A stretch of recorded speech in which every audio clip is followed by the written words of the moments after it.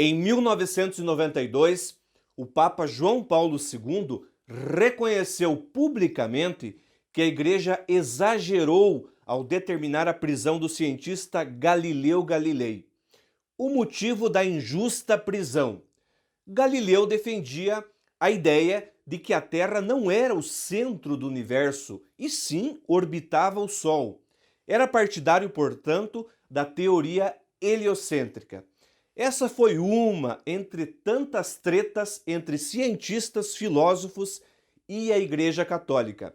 Vamos conferir algumas delas no vídeo de hoje. Olá pessoal, eu sou o professor Gerson e agradeço a sua visita ao nosso canal. Para que ele continue crescendo, peço a gentileza, deixe o seu joinha aqui nesse vídeo, faça a sua inscrição e ative as notificações para poder ser avisado de todos os vídeos que nós postamos semanalmente aqui no canal Se Liga na História. Pena que o reconhecimento da Igreja veio 350 anos após a morte de Galileu.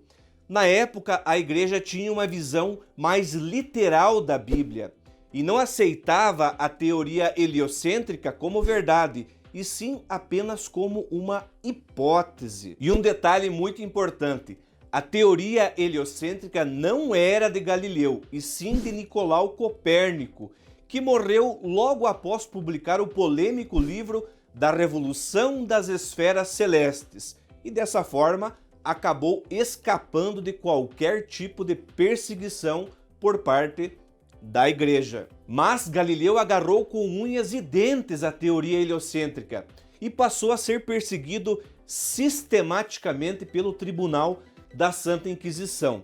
Para não se complicar ainda mais, Galileu pediu desculpas e rejeitou publicamente suas ideias e passou a viver numa espécie de prisão domiciliar. Ao longo da história, vários cientistas tiveram sérios problemas por apresentar descobertas ou teorias que confrontavam a visão preponderante da Igreja Católica. Outros, por sua vez, acabaram se enroscando com regimes ditatoriais ou negacionistas. Pois é, os tempos às vezes parecem querer se repetir. Mas uma ressalva muito importante: não se trata apenas de atacar a Igreja Católica, pois é preciso reconhecer que a instituição foi responsável, por exemplo, pela criação das primeiras universidades, ainda no período medieval. No entanto, não dá para negar que o Tribunal da Santa Inquisição perseguiu cientistas e livre-pensadores, e isso teve, é claro, consequências históricas enormes. O filósofo italiano Giordano Bruno é, sem dúvida alguma, um dos grandes representantes do livre pensamento humano.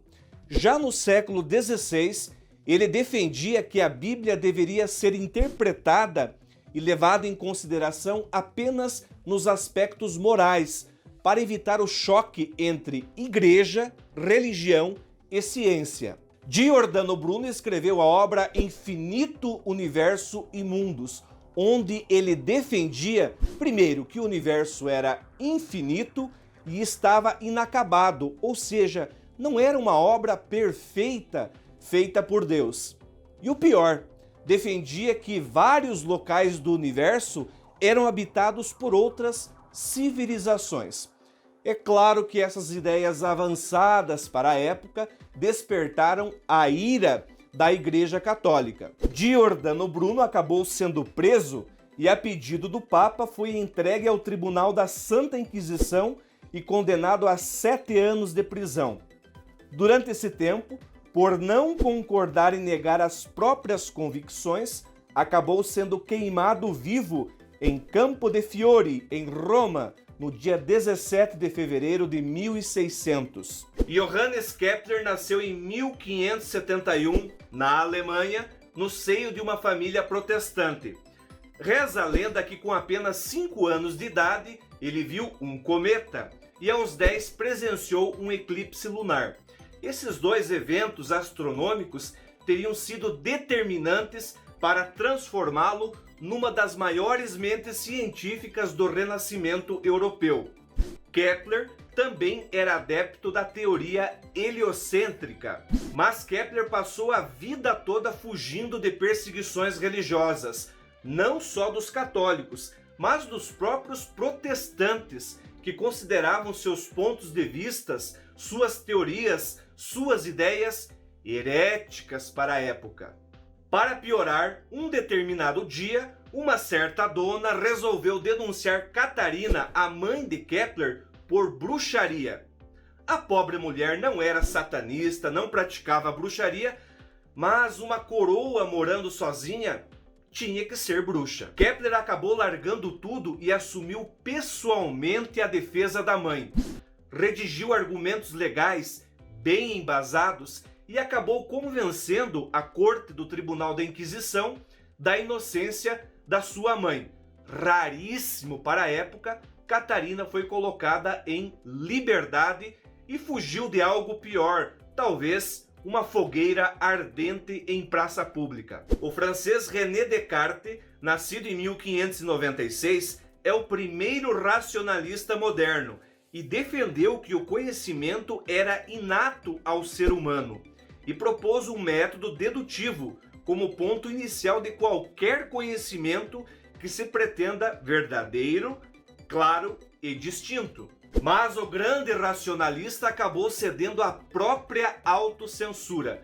Com apenas 33 anos de idade, ele havia concluído a obra Tratado sobre o Mundo, um excelente livro onde ele aborda a questão das ciências naturais e defende a teoria heliocêntrica. E por que Descartes decidiu não publicar a obra? Por medo, por temor de ser vítima da mesma perseguição que Galilei havia sido vítima. Nascido em 1535, o filósofo e astrônomo italiano Giovanni Battista della Porta fez importantes estudos na área da óptica e também em outros campos da ciência. O problema é que sua carreira acabou sendo atrapalhada por sua preferência por estudar também assuntos relacionados à magia e a milagres. Della Porta passou por maus bocados por ter fundado a Academia de Segredos Naturais, que acabou sendo denunciada por seu caráter ocultista e fechada por ordem do Papa. A partir de então, os escritos de Della Porta foram proibidos pela Igreja Católica e os problemas dele só não foram maiores graças ao bom relacionamento que ele possuía com um cardeal chamado Luigi d'Este. Mas nem todos os cientistas ou filósofos acabaram rejeitando suas ideias, suas teorias, para fugir da perseguição do Tribunal da Santa Inquisição. Estes pagaram duras penas. E não pensem vocês que foi apenas Giordano Bruno. Temos aqui mais um exemplo, Lucilo Vanini. Médico, filósofo e livre pensador italiano, ele chegou a propor em pleno século XVII de que os seres humanos descenderiam de macacos. Se Charles Darwin, 200 anos depois, comeu o pão que o diabo amassou por suas ideias defendidas no livro A Origem das Espécies, não é difícil imaginar o que aconteceu com o nosso amigo Vanini. Sua língua foi cortada, ele foi estrangulado e o corpo queimado em praça pública na cidade de Toulouse em 1618. Não resta a menor dúvida de que o cientista inglês Charles Darwin foi uma das mentes científicas mais importantes da história da ciência, principalmente porque ele propôs como as espécies se modificaram ao longo do tempo em nosso planeta. Mas é claro que suas ideias revolucionárias para o século XIX entraram em choque com os princípios defendidos pela Igreja Católica. No dia 24 de novembro de 1859, o livro Origem das Espécies por meio da Seleção Natural foi publicado. Sua teoria foi aceita por parte da comunidade científica. Porém, várias críticas surgiram e os cristãos consideraram uma heresia, pois Darwin questionava a teoria criacionista, pela qual Deus criou todos os seres vivos como os conhecemos até hoje. E olha só que interessante, nos Estados Unidos, até hoje se discute o que ensinar às crianças nas escolas. A teoria evolucionista de Darwin, o criacionismo presente na Bíblia ou ambas as ideias. Qual é a sua opinião sobre isso? Van de Velde foi um médico ginecologista holandês que virou celebridade internacional ao publicar em 1926 o livro O Matrimônio Perfeito. Entre outras coisas, a obra defende a importância do prazer sexual e do orgasmo simultâneo até para fins de reprodução. É claro que a Igreja Católica não gostou nadinha dessa obra e acabou incluindo ela no Index Librorum Prohibitorum, a lista de livros proibidas de qualquer católico fazer a leitura. Aliás, o Index só foi abolido em 1966 pelo Papa Paulo VI. É isso aí, pessoal. Se você tiver o nome de mais algum cientista, filósofo ou livre pensador que tenha sido vítima de algum tipo de perseguição de ordem religiosa, por favor, registre aqui nos comentários